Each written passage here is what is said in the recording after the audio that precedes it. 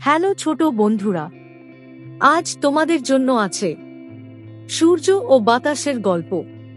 অনেক দিন আগের কথা, আকাশে সূর্য ও বাতাস আলোচনা করছিল কে বেশি শক্তিশালী। বাতাস বলল, আমি পৃথিবীর সবচেয়ে শক্তিশালী শক্তি। আমার এক ধাক্কায় গাছ উপরে যায়, সমুদ্র উত্তাল হয়। আমাকে কেউ চোখে দেখতে পায় না, কিন্তু আমার শক্তি অনুভব করে সবাই।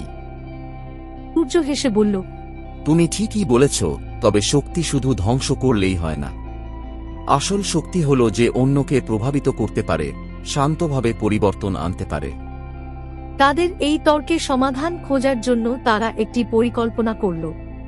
তারা দেখল নিচে একটি পথ দিয়ে এক লোক হাঁটছে। লোকটির গায়ে মোটা চাদর।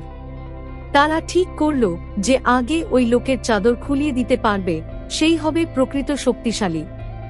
প্রথমে বাতাস শুরু করল। সে জোরে জোরে ফু দিতে লাগল। একটানা ঝড় তুলল। গাছের ডালপালা দুলে উঠল, ধুলো উড়ে গেল চারদিকে। পথচারী লোকটি ভয়ে তার চাদরটা আরো শক্ত করে গায়ে জড়িয়ে নিল। যত বেশি বাতাস বইল, সে ততই নিজের চাদর আঁকড়ে ধরল। শেষ পর্যন্ত বাতাস ক্লান্ত হয়ে পড়ল এবং থেমে গেল। এবার সূর্য তার আলো ছড়াতে শুরু করল। সে ধীরে ধীরে আলো ও তাপ বাড়াল। কিছুক্ষণ পর লোকটি চাদরটা একটু আলগা করল। তাপ আরামদায়ক লাগতে লাগল। আরও কিছুক্ষণ পর সূর্যের তাপ একটু বেশি হয়ে গেলে লোকটি চাদরটা খুলে কাঁধে ফেলে রাখল। অবশেষে সে সেটি পুরোপুরি খুলে তার ব্যাগে ঢুকিয়ে ফেলল। এই দেখে সূর্য বলল, তুমি দেখো, নরমভাবে আর শান্তভাবে কারো মন পরিবর্তন করা যায়।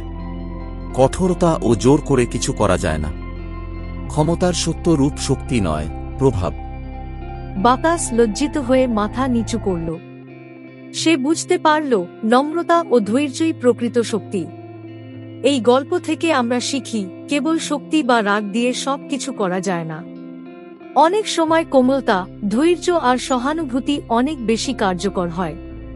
চ্যানেলটি অবশ্যই সাবস্ক্রাইব করুন, কারণ আর কিছুদিনের মধ্যে আসতে চলেছে আরো মজার মজার গল্প। ভিডিওটি দেখার জন্য আপনাকে অনেক ধন্যবাদ।